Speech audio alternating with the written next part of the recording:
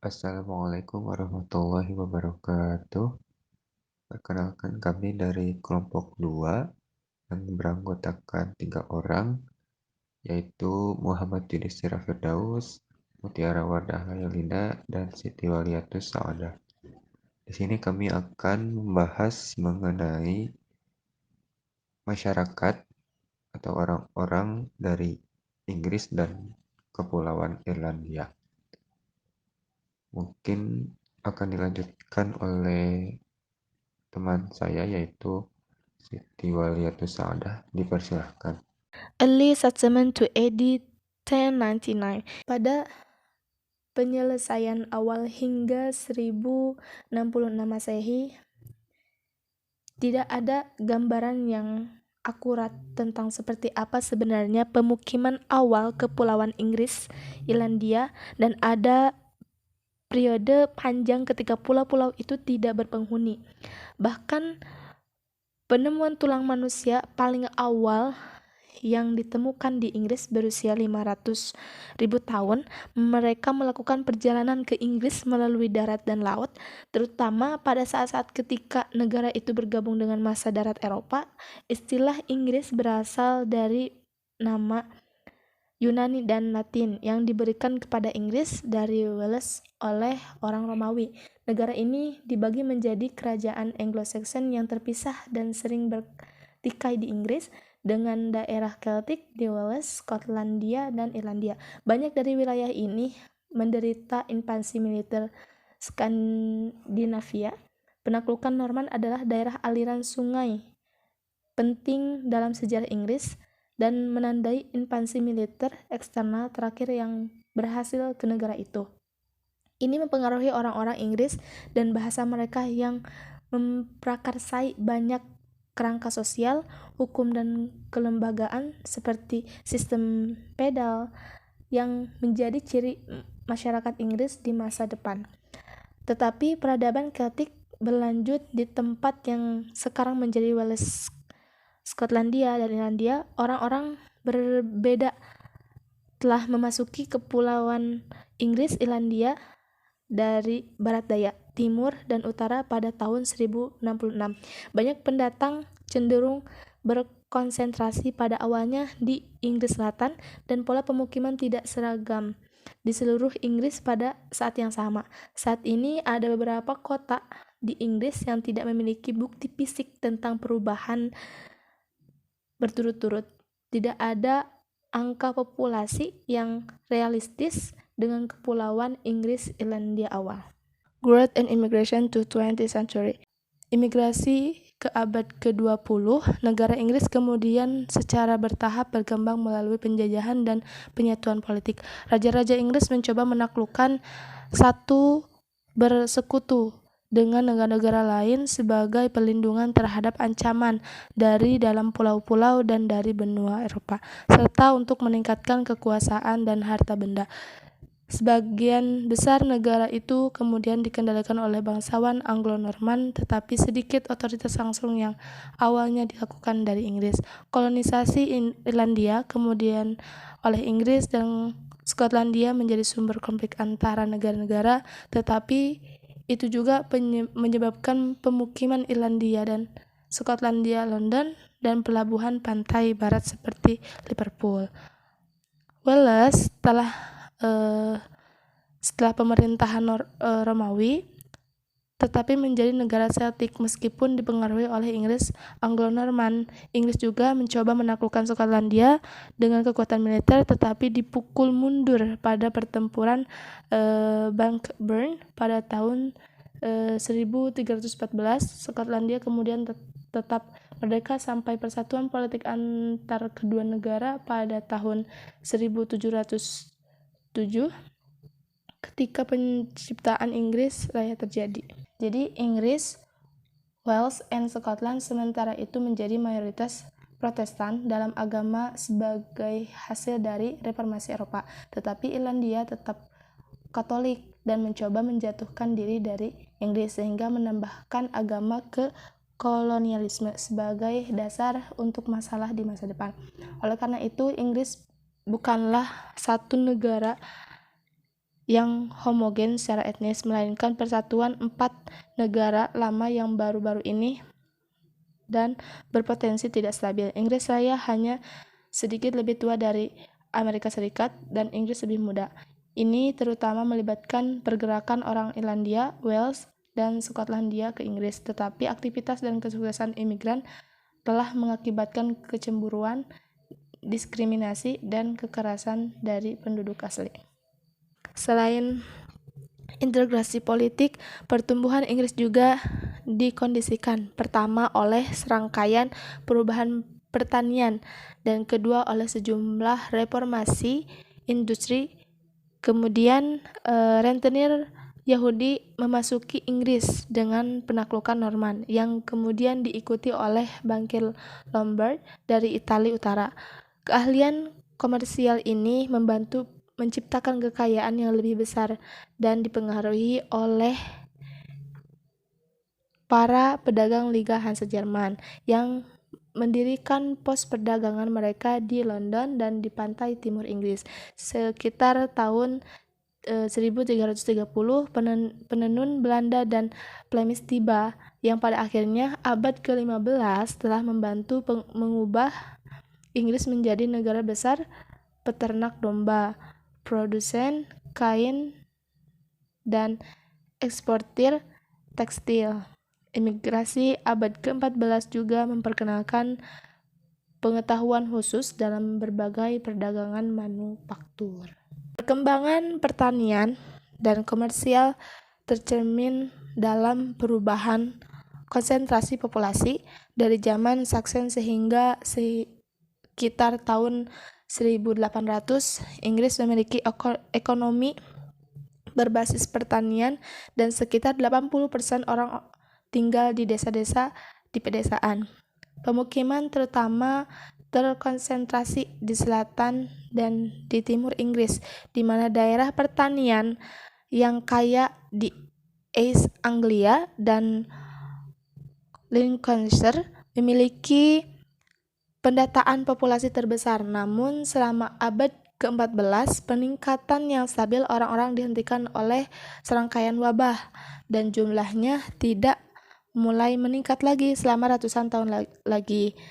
Inggris mengekspor lebih banyak orang daripada yang diterimanya, terutama ke Amerika Utara dan koloni yang berkembang di seluruh dunia. Ini mengubah Inggris dari ekonomi pertanian menjadi negara industri dan manufaktur. Penggeseran populasi dari pedesaan dimulai pada akhir abad ke-18 ketika orang-orang mencari pekerjaan di pabrik-pabrik perkotaan untuk menghindari kemiskinan dan pengangguran pedesaan. Populasi pertanian sebelumnya berubah secara radikal pada abad ke-19 menjadi tenaga kerja industri, tetapi antara 1801 dan 1901, populasi Inggris dan Wales meningkat menjadi 30 juta. Jumlah di Skotlandia meningkat kurang cepat karena imigrasi, tetapi di Irlandia populasi berkurang dari 8 menjadi 4 juta karena kelaparan, kematian, dan imigrasi. Konsentrasi terbesar orang-orang sekarang berada di London dan kawasan industri Midlands, Lancashire Selatan, Merseyside, Clydeside, Tyneside, Yorkshire, dan Wales Selatan. Revolusi industri mencapai puncaknya selama awal abad ke-19. Imigrasi ke Inggris kemudian lebih besar pada abad ke-19 jika bukan karena daya tarik Amerika Utara yang menerima sejumlah besar newcomers dari seluruh dunia termasuk Britain. Pada akhirnya abad ke-19, Inggris adalah negara industri terkemuka di dunia dan salah satu yang terkaya. Selanjutnya ada imigrasi dari tahun 1900. Secara historis, imigran memiliki akses yang mudah untuk masuk ke Inggris. Tetapi meskipun begitu, mereka sangat mudah untuk diusir karena tidak adanya hukum yang melindungi dan juga pembatasan sangat banyak diberlakukan pada mereka.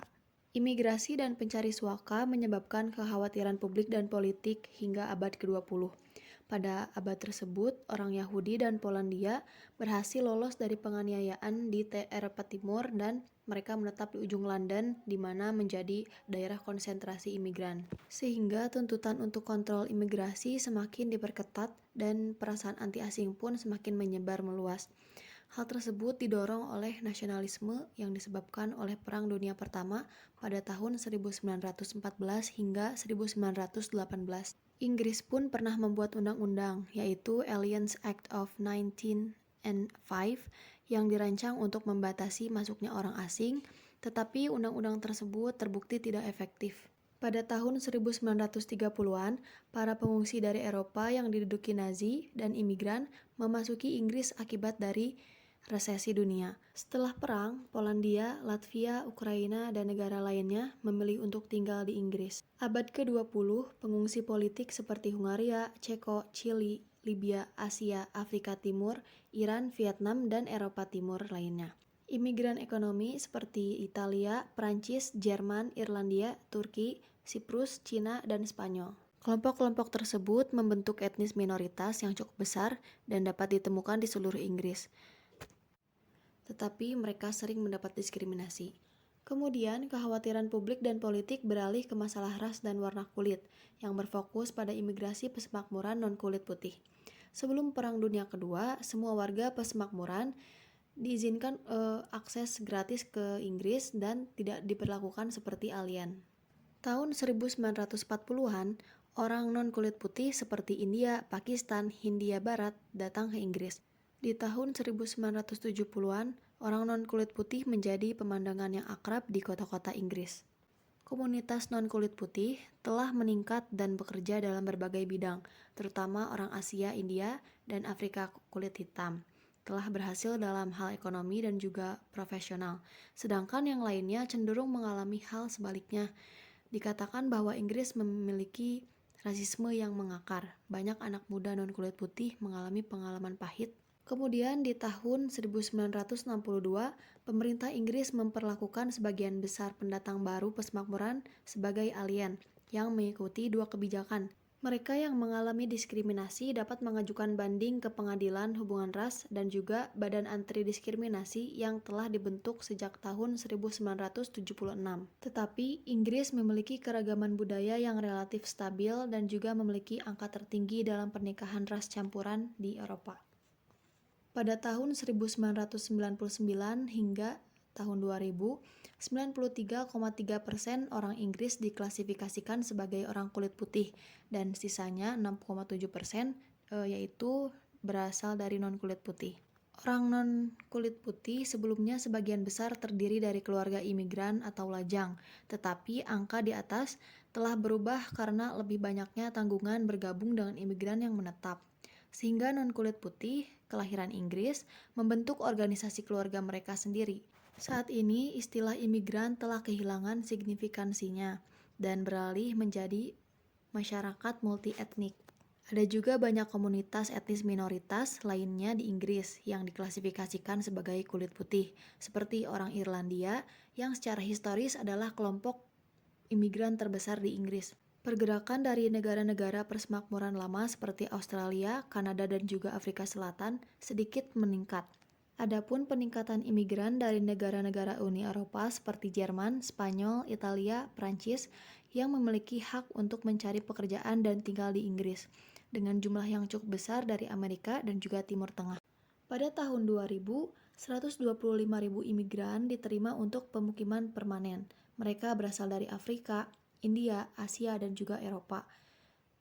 Hal ini menunjukkan bahwa imigrasi terus berlanjut meskipun ada undang-undang yang membatasi. Penerimaan untuk menetap tidak berarti kewarganegaraan otomatis. Itu hanya terjadi ketika persyaratan tertentu telah dipenuhi dan bersamaan dengan periode tempat tinggal.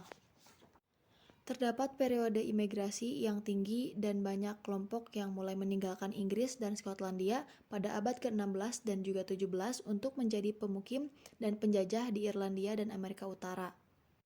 Jutaan orang pada abad ke-19 dan 20 berimigrasi ke Selandia Baru, Australia, Afrika Selatan, Kanada, dan juga Amerika Serikat.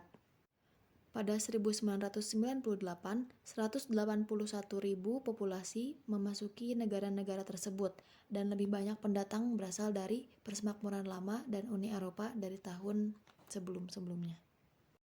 Population movements from 1900. Pergerakan penduduk dari tahun 1900. Kawasan industri dengan kepadatan penduduk yang besar berkembang pada abad ke-19. Tetapi pergeseran populasi yang cukup besar terjadi pada abad ke-20, terutama yang disebabkan oleh perubahan ekonomi dan pekerjaan. Ada pergeseran orang yang menjauh dari industri Tyneside dan South Wales selama depresi perdagangan ataupun kekacauan pada sekitar tahun 1920 atau 1930-an karena produksi batu bara, manufaktur baja, dan industri berat lainnya sangat terpengaruh. Adapun pada tahun 1999 bisa dilihat di paragraf kedua sampai 2001, 1999 sampai 2001 populasi Inggris adalah 59.501.000 yang terdiri dari Inggris dengan 49.753.000, Wales dengan 2.937.000 dan Skotlandia dengan 5 juta 5.119.019 dan Irlandia Utara dengan 1.692.000. Maka ini memberikan kepadatan populasi untuk Inggris sekitar 600 orang per mil persegi, 242 per kilometer persegi, jauh di atas rata-rata Uni Eropa. Inggris memiliki kepadatan rata-rata sekitar 940 orang per mil persegi, 381 per kilometer persegi, dan rata-rata ini tidak mengungkapkan kepadatan yang lebih tinggi di beberapa daerah di negara itu, seperti London, West Midlands, West Yorkshire, Greater Manchester, Merseyside, Tyne and Wear, Edinburgh, dan Cardiff. Di Eropa hanya Belanda yang memiliki kepadatan penduduk lebih tinggi daripada Inggris. Attitudes to national, regional, and local identities. Sikap terhadap nasional, regional, dan identitas lokal. Imigrasi ke Inggris telah sering dilihat sebagai ancaman terhadap nilai-nilai moral, sosial, dan budaya Inggris. Namun Kepulauan Inggris Irlandia selalu beragam secara budaya dan etnis. Ada banyak perbedaan antara Inggris, Wales, Skotlandia, dan Irlandia Utara, cara hidup dan identitas yang khas dalam setiap negara di tingkat nasional, regional, dan lokal. Makna keinggrisan kontemporer akibatnya menjadi problematik. Nasionalisme di Inggris secara historis telah menjadi yang paling kuat dari 4 nasionalisme, dan Inggris tidak memiliki masalah nyata dengan peran nasional ganda. Tapi beberapa sekarang tampaknya tidak yakin tentang identitas mereka. Mereka tidak yakin atas apa yang dilimpahkan, dan orang Skotlandia juga Wales lebih sadar akan perbedaan antara nasionalisme dan keinggrisan mereka. Membenci dominasi Inggris, melihat diri mereka berbeda dari bahasa Inggris, juga menganggap perasaan budaya mereka sebagai hal yang krusial. Rasa identitas mereka dikoneksikan oleh ketegangan antara sejarah khas mereka dan sejarah pemerintahan terpusat dari London. Adapun identitas nasional di keempat negara ini itu sampai saat ini sebagian besar adalah budaya dan persatuan politik Inggris diterima secara umum, kecuali untuk beberapa orang dalam populasi Katolik minoritas di Irlandia Utara. Tetapi political nasionalisme meningkat pada 1960-an dan 1970-an di Skotlandia dan Wales. Hari ini setelah devolusi pada tahun 1999 sampai 2000, seruan untuk kemerdekaan penuh di kedua negara ini tidak kuat, kecuali dari Partai Nasional Skotlandia, SNP, dan bisa dibilang Partai Nasional Wales, Plaid Cymru, yang disarankan bahwa devolusi Skotlandia dan Wales dapat memicu kebangkitan dalam nasionalisme Inggris. Ada perbedaan tingkat regional dan lokal dalam 4 negara itu sendiri. Beberapa wilayah di Inggris seperti Timur Laut dan Barat Laut bereaksi terhadap pengaruh London dan menuntut otonomi politik yang terdesentralisasi. Karena bahasa Inggris adalah orang yang relatif beragam, adat istiadat, aksen, dan perilaku mereka sangat bervariasi dan beberapa identifikasi regional masih kuat. Mungkin sekian dari kelompok kami. Mohon maaf bila ada kesalahan dan kekurangan. Terima kasih banyak. Billahi fisabilillah, fasabiqul khairat. Wassalamualaikum warahmatullahi wabarakatuh.